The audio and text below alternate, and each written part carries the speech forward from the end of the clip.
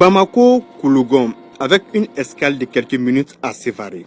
À travers ce déplacement du président de la République, c'est le Mali tout entier qui pleure les victimes du massacre du mardi 1er janvier 2019. En effet, une horde d'assassins a fait irruption dans le village de Koulongopul, une bourgade de 800 habitants environ dans le secteur de Bankas. Le bilan est lourd, très lourd.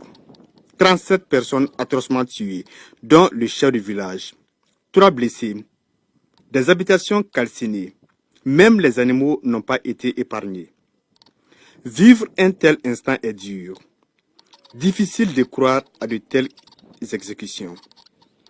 En cet instant si grave et si douloureux, le président de la République, très indigné, a tenu à être aux côtés de ses compatriotes sous le choc pour leur exprimer sa compassion et celle du peuple malien.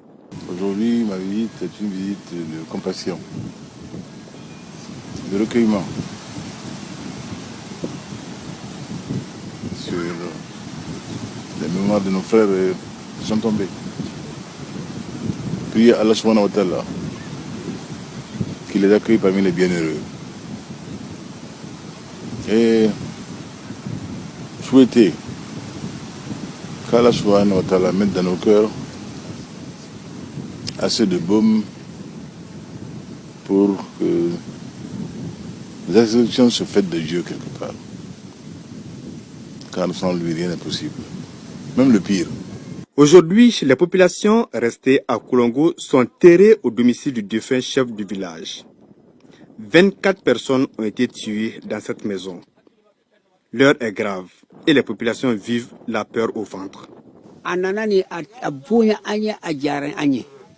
Parce que le président public de Mali a déplacé pour Bamako kana alaje alaka ale sara alaka herake alema anti dia disi bi anti foila sisa ambi minyini kalfa ambi ankanda nga ndogo che ya fo chobo minani ambi hero soro ni ambi seka sigi nyuma soro ambi sigi. Ils ont une crainte. Si vous tournez le dos tout de suite, qu'est-ce qui va les arriver? Est-ce qu'ils ont la garantie d'être sécurisés?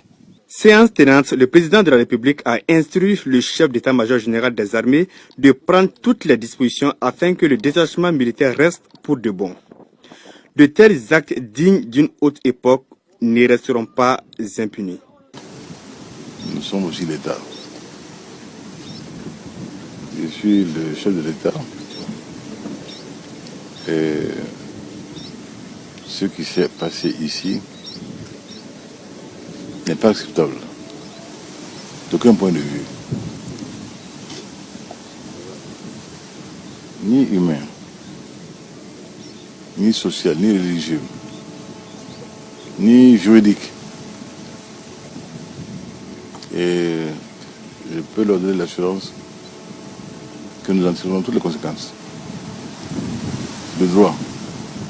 Le président de la République s'est ensuite incliné devant la mémoire des illustres disparus et a fait des prières pour que leur âme repose en paix. Que d'émotion!